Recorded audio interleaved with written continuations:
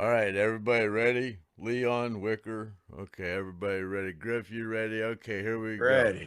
All right, take one, the Stone Roadie Show. Action. Welcome to the Stoned Roadie Show featuring Craig Reed, Leon, Wicker, Griff Martin. Craig Reed, of course, the most famous roadie in rock and roll history, and probably the most stoned roadie in rock and roll history. Tonight we have a good show for you, and it's featuring actually Craig Reed, who most of the time isn't on the show because we have guests. And tonight we have quite a few questions that we got off of Facebook, which was off of my Facebook page. That I don't even think any of those people were on the Lynyrd Skynyrd fan sites. So quite a few friends of mine that sent in questions. Have quite a few of them. Craig, what's going on with you? What you been up to lately? Oh, same thing, this and that, and the other thing, instead of writing a book, I just figured I'd come on the Stone Roadie Show here, and, when people are buying a book, they want to know what stuff about the subject that they want to hear about, So they're hoping when they read that book that they'll find out something they wanted to know about that particular issue. So I figured instead of kind of killing two birds with one stone, we just go ahead and do that right there and just kind of answer questions people want to hear instead of having to read a whole book to get a question asked. You just ask it right here on the Stone Roadie Show, and I'll do my best to answer that question for you. And so that's what me and Griff we come up with. We just said, well, we'll just have people we'll get on that fake book thing, and we'll just have people just ask the questions they want to hear, and then so that's what we're kind of going to do for you right here today on the Stone Roadie Show. So here a little bit ago, Griff put up something, and he said, ask some questions. So a lot of people are asking a bunch of questions. So we're just gonna go get on right along with it and stop with the jibber jabber and hey, Griff, you got some questions for me I'd like to try to answer for the fans today. Yeah, we got a lot of people with a lot of good questions. I mean, these are some of the best questions I think I've heard so far. These are some originals. Well, I We, can't wait to hear. yeah. Um, One of your biggest fans, Craig, is a Sherry Padula, and she has some questions. I say, you're such a loyal fan to the Craig Reed show that I think you ought to give Craig a call. And I told her, I said, I hook you up. I think she's a little scared of you. But I said, you're not fat, so you don't have to be scared of Craig. Anyway, she asks, here's one of the questions she asked. Let me get down to it. Did Ronnie ever have issues with Artemis or Steve? Oh, that might be her calling right there. Hello.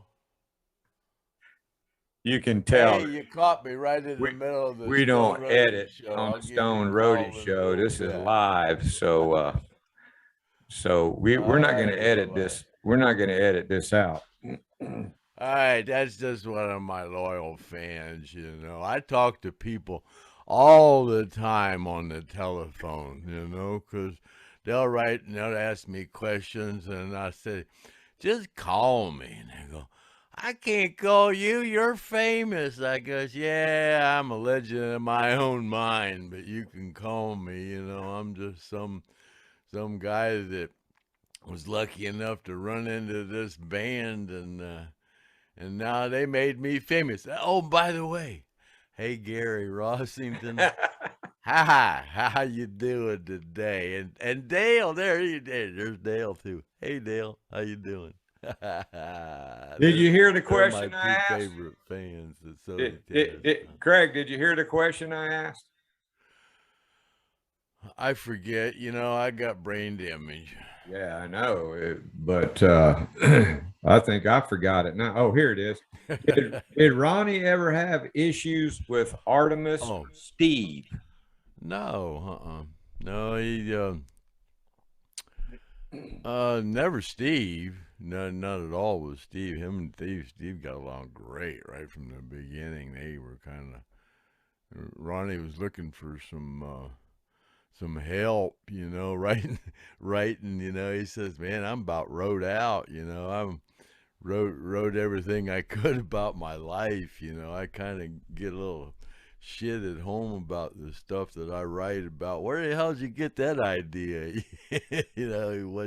What's your name Oh and yeah, what are some? Well, there's a lot of.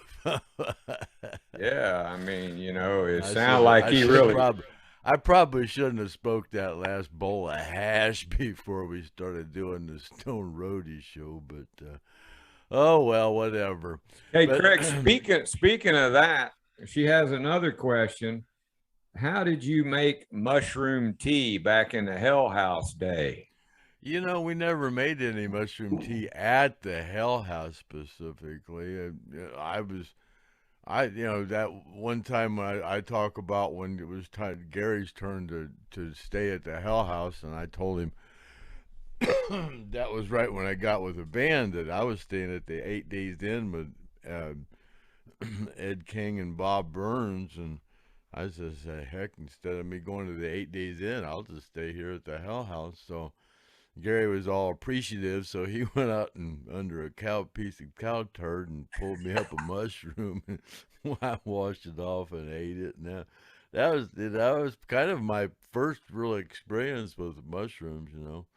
But then um, some of Dean's friends, when I first got with the band, I was staying with Dean, and his friends come and picked me up, and they made some mushroom tea, and so but yeah, that's the best way to do it is just take the mushroom. The tops are the best, and just take them and boil up some water and just put them in a cup, and little pieces of mushroom, boil them, put water in there and let it set like tea, and then you can either drink it down, or you can eat the mushroom too when you're drinking it, whatever you want to do. But yeah, that heat, the heat brings up out the good stuff, whatever's in them things. The heat kind of brings all that out and makes you go, wow. Well, what?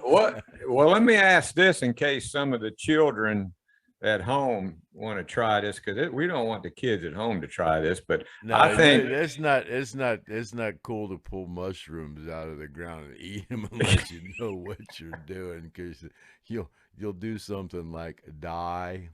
yeah, because it might be a wrong kind. Yeah, Don't yeah. have You that don't little you purple don't want ring to just around kind it. of pull up a mushroom and boil it. Yeah. You'll die. All right, got another question. Did Ed King hang out with the guys when they went out to bars, or did he just do his own thing?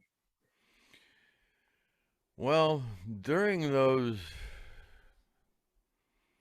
days when Ed was with the band, there was, I don't know, now he didn't hang around a lot with the band. No, it was just normally uh, Ronnie and Gary and Alan and Dean and me and Leon and Billy. And Ed didn't go out much. There was one time I remember that we were at the playing at with Barry Fay at his club out there. I gotta remember the name of it, but I ran into some people, and we were partying after the show at Barry Fay's club, and somebody had some angel dust, and I'm familiar with it, you know, and Ed had never done it, and I think Gary got into it a little bit too, and I don't think either one of them was familiar with it, but I just kind of, they said, "What are you doing?" I said, "I just smoking this." I said, "But if you try it, just be careful." And I think they did more than they should have done, and they were a little bit freaked out. That's a weird high, that angel dust, yeah. But yeah, I was kind of familiar with all kind of drugs, you know. So. Well, you are the Stoned Roadie, so you know you Yeah. you know. Here's a question: was Ronnie going to produce Molly Hatchet? Yeah, yeah. I kind of remember him saying, you know, they're not really that good, but they want it really bad. You know, so yeah, he was working with them, you know. Yeah, but And that's here's kind of a what I guy. remember. He says, "Who was the fiddler player on All I Can Do Is Write About It?"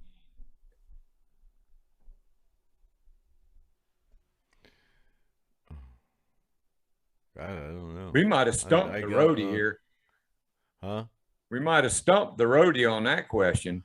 The fiddle. Yeah, yeah.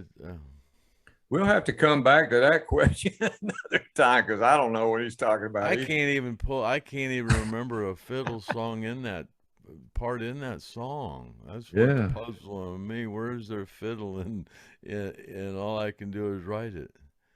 I don't remember not know whether there's any fiddle in there. We got a Joe Ryan wants to know how many times have you dropped the mic when it was thrown to you?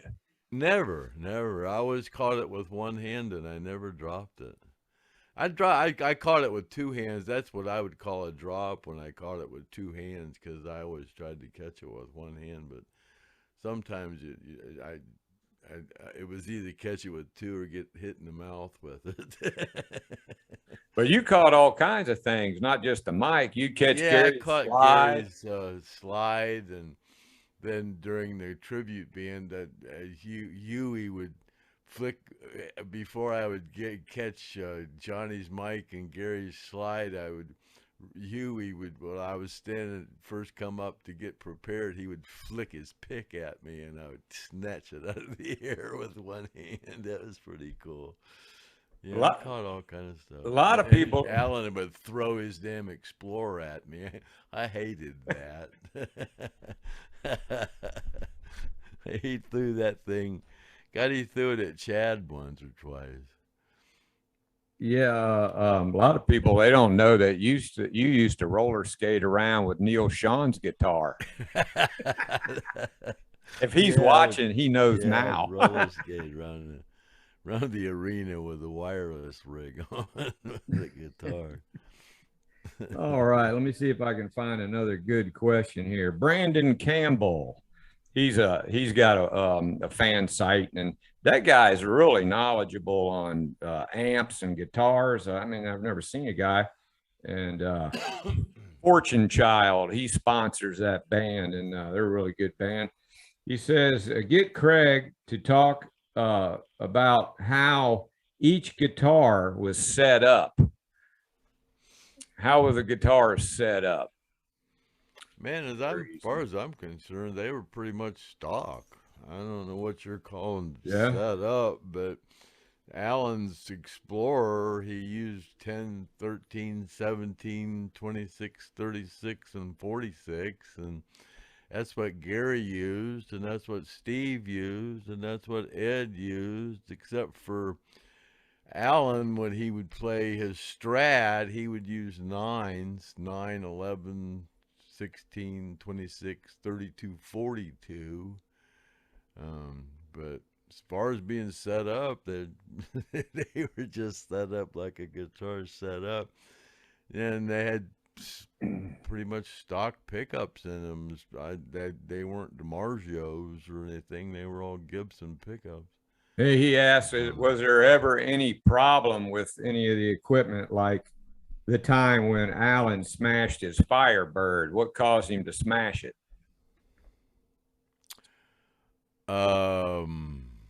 I can't really remember what happened, why it broke. The neck, the head busted off of it. I can't remember exactly why. It doesn't take a lot. Those, you know, if you hit it in the right place, that neck will snap right there.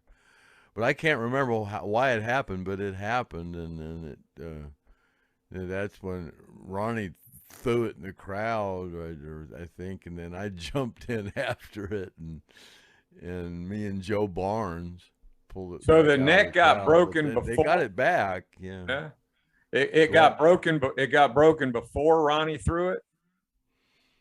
Yeah, as far as I remember, that's why it got thrown in there. Yeah, that was Okay.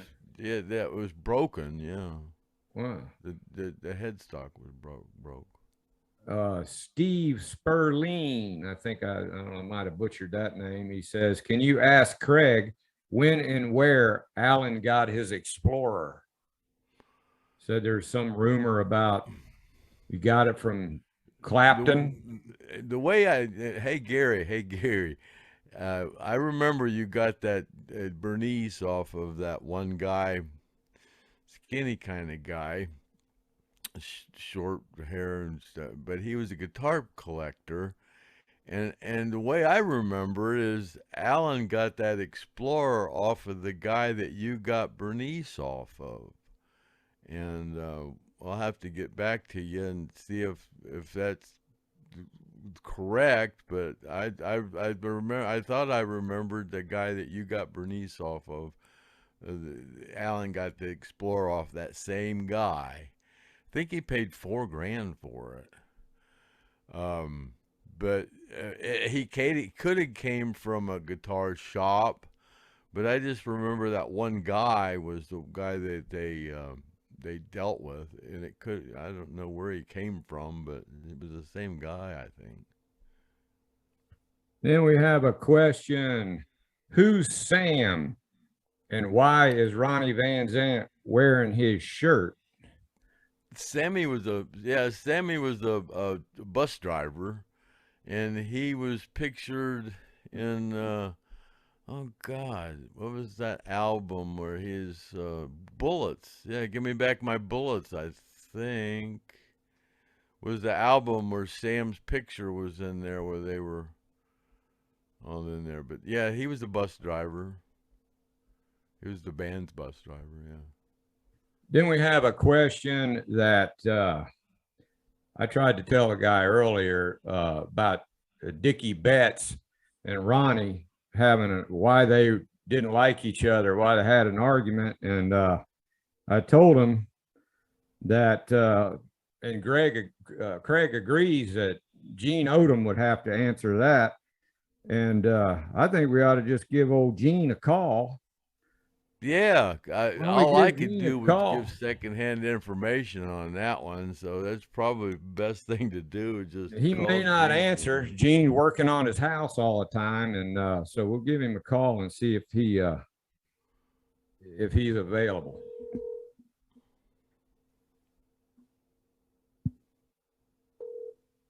Too ringy dingy.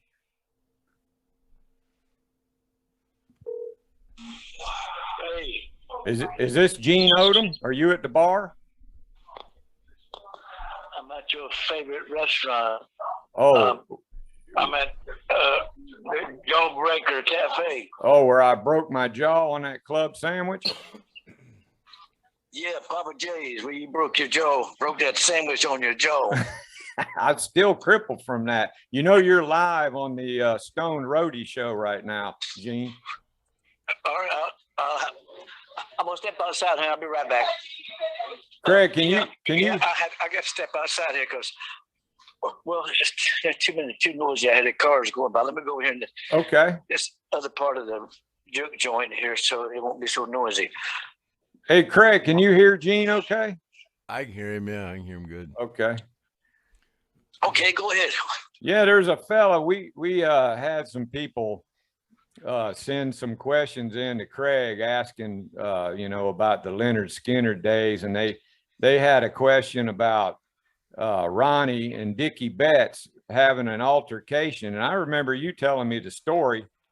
I didn't want to butcher the story up because I probably would have got it wrong. So I said, well, why don't we just call Gene up and have him tell it right on the phone? Can you tell your story about that right here live on the air?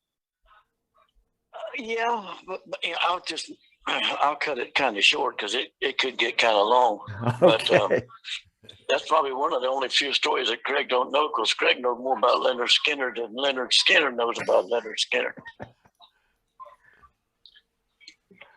Are you still there? Yeah, I'm still here. Yeah, go ahead. I know it had something to do with Ronnie and Dickie being in the bar, and you got a phone call. So take it from there. Well, it wasn't a bar. Well, it was a bar, but it was a hotel. It was the Philadelphia Hilton Hotel, a really big, nice, fancy hotel. And if you know anything about the Philadelphia mob, that's who owned it. I think the mobster's name was Rizzo. Because I don't want to say too much, but and Dickie and Ronnie sitting in the bar, and me, and so the bar was kind of full of people, and then Mr. Rizzo, the owner, we had ate dinner, and he was in at another part, but his two big bodyguards were hanging out. You could call them doormen, bouncers, bodyguards, whatever you want to call them, but and so I sat in there, and Ronnie and Dickie were having a drink or whatever, and I said, okay, well, I'm going to get up and go up to the room. I said, y'all just have a good time down here and have a drink. I said, okay, Gene, there's no problem. Go ahead. Okay, I'm going to sit here with Dickie. We'll be all right. And so Dickie had already had too much to drink when I left, and I got up to the room, and I ain't no sooner got my shoes off and sat on the bed, and the phone rang, and it was one of them big bouncers, bodyguards. So you need to come down here. These guys got to go. Dickie had got too loud. And so I went down, I ran down, and I met the guy, and he said, you know, that we want these guys to leave. And it wasn't Ronnie, it was Dickie. And so I kind of leaned over and just stuck my face right in Ronnie's right ear. I said, hey, I said, Dickie's too loud. I said, they want y'all to leave the bar. And so Ronnie said, okay, Gene, just hang on, let me finish this drink, and we'll go upstairs. Okay. And I said, all right, you know, so I backed up a little bit, you know, and Dickie said something, and I said, I ain't got nothing to say to you, Dickie. I said, I'm here for Ronnie. You know, you're on your own. And so I was sitting on the stool, the corner stool, and Ronnie was to my left, and Dickie was to Ronnie's left.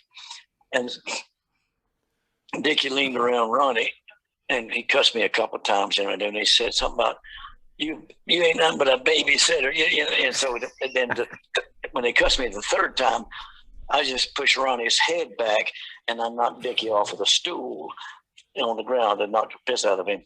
And the two big old goons said, hey, I said, listen, me and Ronnie's going upstairs. I said, I ain't got nothing to do with this guy. I said, he's on his own.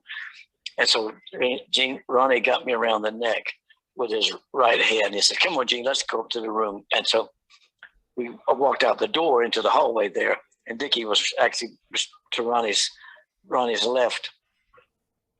And he's still running his mouth. And Ronnie got Dickie around the neck and said, come on, Dickie, let's go up to my room. We'll drink up there. We don't have to drink in this bar. We'll drink up here.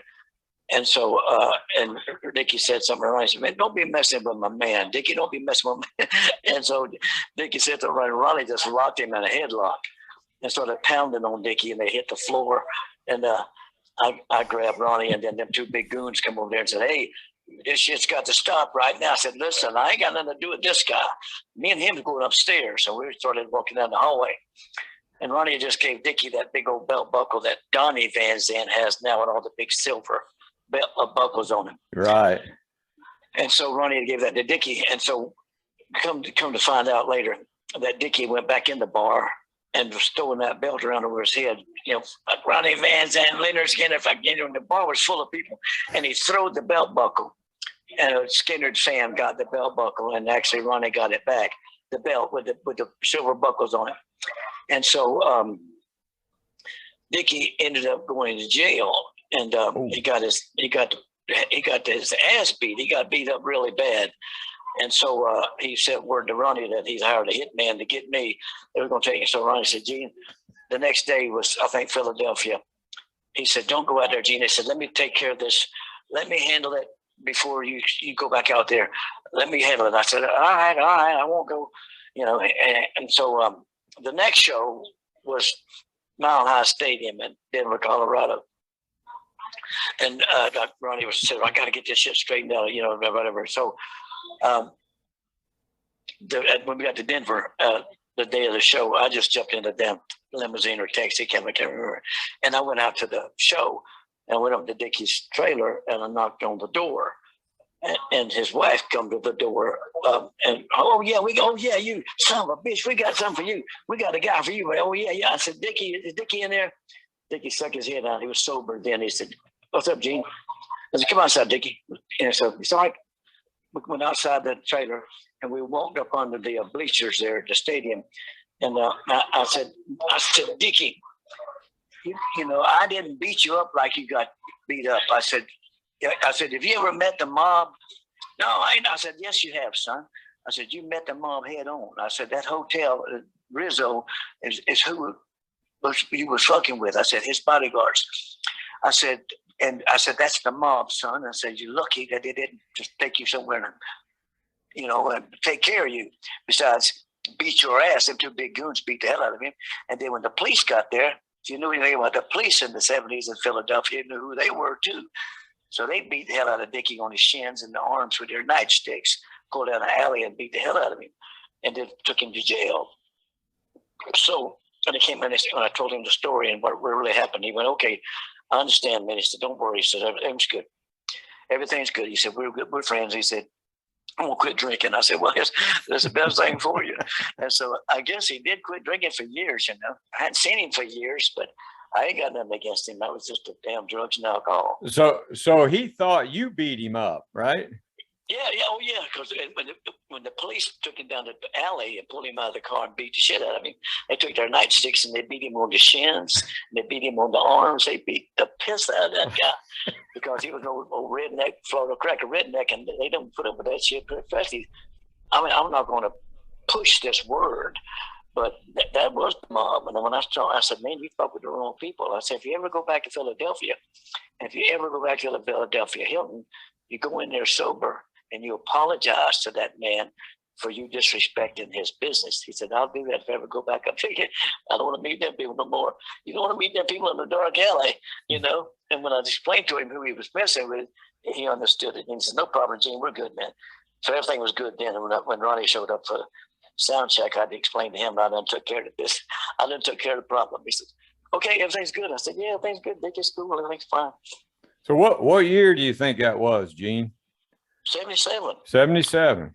Mm-hmm. All right. Well, there you have it, right out of the horse's mouth. Gene ODOM, the Dickie Betts story about Ronnie and Dickie Betts. Thank you, Gene. Yeah. Hey, I'll give you a call Sunday. I'll be up your way. We'll go out and see if we can't grind on another sandwich. All right. And Craig, if you need any other kind of assistance, just holler at me, man. But you know more than anybody. Thank you, Gene. Thank you, buddy. You're welcome, buddy. Later. Okay, bye-bye. Well, you can't get any better than that. So, Gene ODOM with the Dickie Betts story, and we'll see if we can get one or two questions left here. Maybe we only got a little bit of time left. I think we went over this before, but we'll go ahead and ask Craig again. How bad was Craig? This is Randy Broxson. How bad was Craig injured in the crash, and what did he immediately do after surviving it? That's immediately. I woke up in the hospital, and my soon-to-be future ex-wife, my first one, was there with my mother. And I kind of woke up and I had no idea what had happened to me. And I opened my eyes and I said, what am I what am I doing here? And they goes, you were in a plane crash. I went, too much, man. And that's, and then, you know, a few days went by and I kind of checked myself out. Then Leon's father, because I had a bunch of stuff I needed to get from the plane that was at the police station, and my suitcases were all busted open and stuff, so I was trying to rent a car, couldn't rent a car, so Leon's father caught me and my mother. Um, I was renting a rider truck to drive back to Jacksonville, and he said he would take us, so he drove us back to Jacksonville, and then I went there and packed up my stuff, got a trailer hitch put on my Mercedes, and hooked a U-Haul trailer onto that, and was going back up to Ohio, and got up there, and soon after started getting calls from people wanting me to go back to work, and Cheap Trick called me right after the crash, and I said, you know, I'm not ready to go back to work yet, you know, and heck, by February I was living in New York City, working with Foreigner as a guitar tech, roadie, for the Double Vision album. The only thing that and then I went on a world tour with Foreigner in '78, and then I did a world tour with Journey in '79, and then went back with the surviving members of Lynyrd Skynyrd and Rossington Collins in '80. Did that through '83, was it? And then Gary left Alan there by himself in Jacksonville, so we started up the Alan Collins band, and that lasted about a year, and then that fell apart, and then I started working with Marshall Tucker in '84, worked with them up until the tribute tour, and then went and started doing the tribute tour, and then, what was it, '91, the tribute tour stopped for a year or something like that, and went back to work with Marshall Tucker, and then when the tribute tour started back up, I went to work with that until 2006, and I retired. How long did it take you to recover from your injuries after, you know, I mean, I know you had a head injury. I was in shock for 10 years. I mean, literally my body was in shock for 10 years. I didn't realize it at the time, but afterward I could see that. Yeah, I was still in shock for at least a decade. You know, yeah, my body was. Yeah, that's you know, that's something people don't realize, that blunt force trauma. All of us got caught up in alcohol and drugs, and you know, stuff to compensate for your pain or whatever excuse you used to do the drugs. Have a guy, Steve Price. What was Kevin like? I guess Kevin Elson. Cool, man. Kevin's really just professional. Kevin's always, as long as I've known him, he's just been real straight-laced and very professional, and you know, and Kevin only wanted to. He didn't really want to be. He was considered the production manager for years and years and years, until I was laced with the position, because Kevin just didn't want it. He just wanted to be the sound guy, you know. That's all he wanted to do, and he took care of Billy's keyboards, you know, until he could get away from that, and then he just wanted to do sound, you know. But he would do whatever. He did everything, you know. He put his time in. Not to say he didn't do all that stuff. He did everything. Taught me how to do a lot of stuff, you know. But you know, Kevin, when I was put in charge of doing certain things, I always looked up to Kevin for his suggested advice as to, you know, professional way to do it, because like I said, I really wasn't a professional. You know, that's why they came up with Clayton Johnson. They got him from Bill Graham, you know, because they realized that I meant well, but I really wasn't professional about some of the things that I did, you know. Oh, In my opinion. Brian Thompson has a question. Did Dean party like the other boys? Yeah, yeah. Dean, Dean would come up to me at the end of the show, and he'd just say, "Open up," and I'd open my mouth, and he'd put something in there, and I didn't know whether I was going to go up, down, or sideways, but you know, I knew it was going to be something weird, you know. Didn't know what was coming. What was your most memorable story? Was it that, you think, or What, with Dean? yeah, with Dean? Oh no, there's a million with Dean. Me and Dean.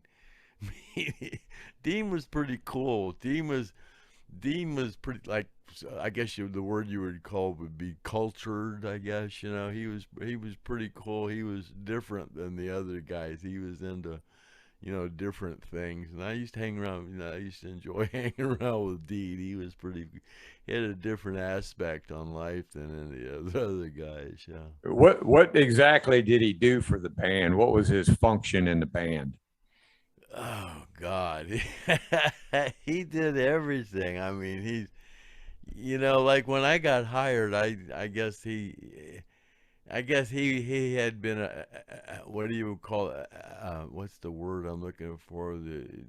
He just got whatever they needed to pure things. Is that the word? Oh yeah, a crew.